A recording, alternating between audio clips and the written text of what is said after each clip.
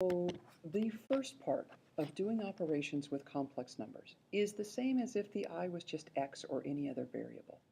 When you're adding or subtracting, all you're doing is combining like terms. Now, it is so easy on these simpler problems for your brain to rush ahead and make mistakes, so I would encourage you to do what I do, which is take time to rewrite this problem without the parentheses, 2 minus 8i. When I'm distributing this subtraction, it's like distributing a negative 1, so this becomes a minus 8 and a minus 6i. And I take time to process that because it's so easy to make mistakes if you hurry. Remember that the real number part goes first, so 2 minus 8 combining like terms is negative 6. The imaginary part goes second, so positive 8i minus 6i is going to make this plus 2i. Again, I'm going to take time to rewrite this just to slow myself down. 2 plus 7i. This is like distributing a positive 1 when I'm adding. So plus 7 plus 3i. The real number part, 6 plus 7 is 13. The imaginary number part, negative 7i plus 3i, is going to make this a minus 4i. Do not write plus a negative 4i because that wouldn't be simplified. Again, taking a second to get rid of the parentheses, 6i minus 3i, and distributing this is going to become minus 5 and plus 6i. So the only real number part is the negative 5. 6i minus 3i plus 6i is going to make this plus 9i. If you only have i's and not I squareds, it's the same as if it was x, except if this was an x here, we would expect the variable term to go first. This is not just any variable, and the imaginary part goes second. I'm going to skip this first one and go to the second one. Think about multiplying these things together. You'd have negative 2 times negative 6, which is positive 12, negative 2 times negative 3i, which is going to make this plus 6i. Then you have to distribute this negative 7i.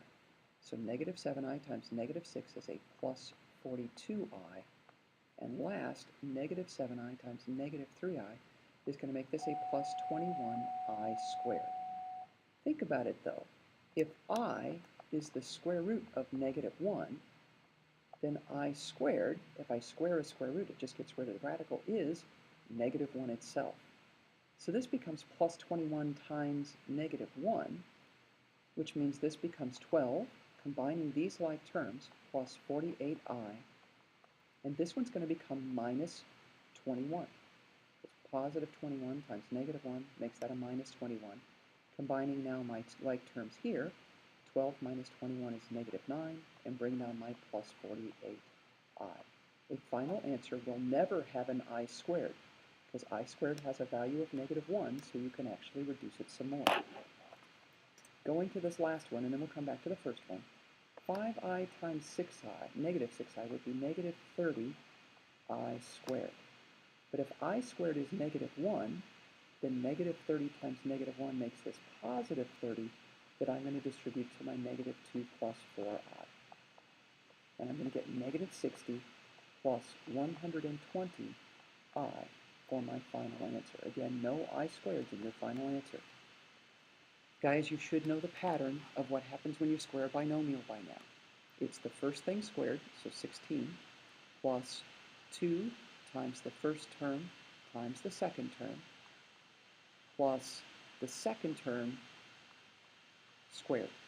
If you don't know that, rewrite it, and you really need to know that. Rewrite it as 4 minus 7i times 4 minus 7i, and just multiply it like we did the second one. Take the time to multiply it correctly. So this is 16, and then this part's going to become minus 56i, and this is going to become negative 7i times negative 7i is a positive 49i squared, but I squared is negative 1, so this is really 16 minus 56i minus 49. And then combining my like terms, negative 33 minus 56i. Those are all reasonably close to what you've done before. When you simplify fractions, you're not allowed to have, if you just have a single term in the denominator, you're not allowed to have a negative in the denominator. So if I had 3 over negative 2, I would have to simplify it to negative 3 over 2, or you're also allowed in that case to pull the negative out in front of the fraction bar. but the negative 2 can't be in the denominator of the fraction. There's another thing that says you cannot have complex or imaginary numbers in the denominator of the fraction. So what I need to do is to multiply the numerator and the denominator by something that's going to eliminate the I term and only give me I squared. One thing I told you guys that you should go back and look at is how do you factor the difference of two perfect squares? And what you should notice, if you have x minus 2 times x plus 2, you get x squared. This would become plus 2x, but the inside part is minus 2x, so the x term drops out. And then the last two, the negative 2 times positive 2, is going to be minus 4. If I had x plus 5 times x minus 5, I get x squared. The outside would give me minus 5x, but the inside would give me plus 5x, so the x term drops out. And then multiplying the two constants together, I get minus 25. So the way to eliminate the middle term, the I term or the x term, is in this case, because it's complex, to multiply what's called the complex conjugate. So I'm going to multiply by negative 5 plus 7i. And if I multiply the denominator by that, I also need to multiply the numerator by that. Remember, it's like these are in parentheses, so the 10 is going to get distributed to both of these things. When I distribute the 10, I get negative 50, and then plus 70i. Down here, negative 5 times negative 5 is positive 25. And again, if I look at the outside part, this is going to give me minus 35i, but the inside part's going to give me plus 35i, so I don't have any just I term. But then I look at my last terms. Negative 7i times positive 7i is going to make this minus 49i squared. But minus 49i squared is the same thing as 25 plus 49, since I squared is negative 1. So I have negative 50 plus 70i over 74. Then I have to notice that each of these three is divisible by 2. So I have to simplify this to negative 25 plus 35i over 37.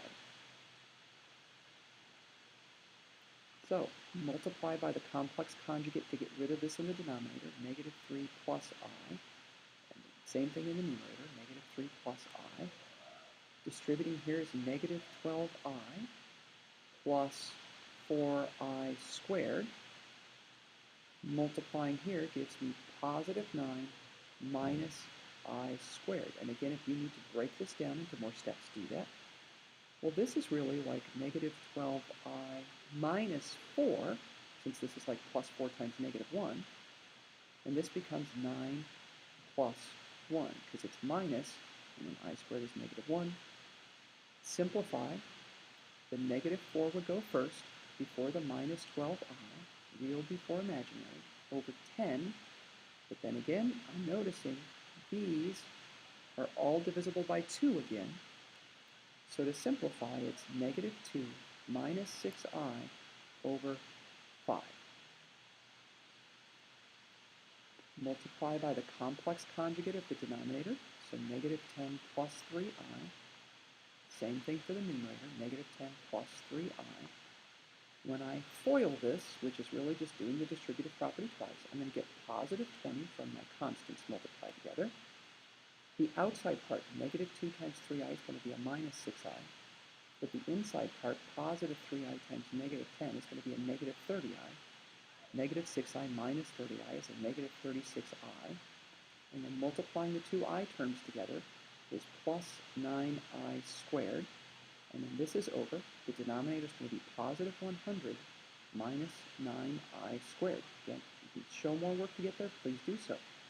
This is really then 20 minus 36i minus 9, because I squared is negative 1, over 100 plus 9. Combining my like terms, I end up with 11 minus 36i over 109.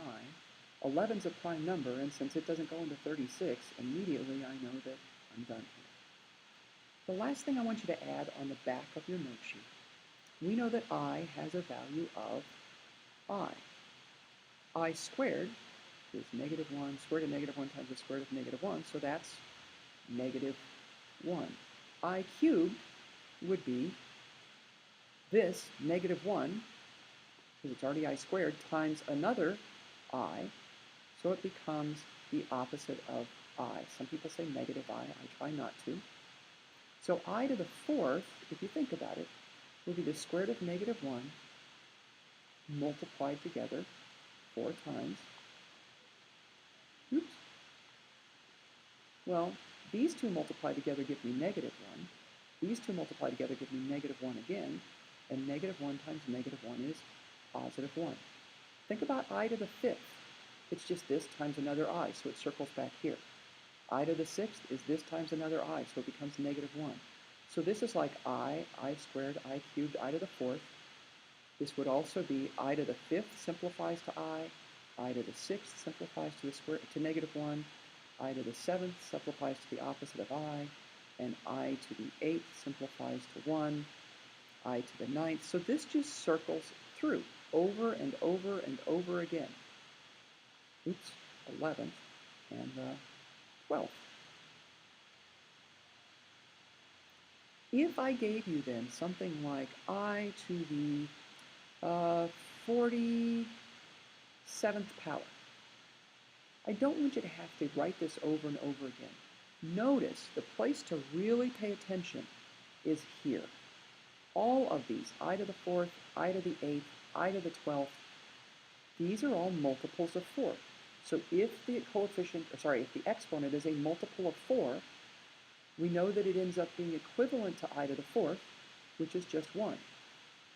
47 is not divisible by 4, but I go down to the next lowest one that is, and 44 is divisible by 4, and then it would have to be multiplied by I cubed to get to 47. Well, I to the 44th, since 44 is a multiple of 4, is just equal to 1. And I cubed, looking at my cheat sheet up here, is equal to the opposite of I. And 1 times the opposite of I is just the opposite of I when I simplify it fully.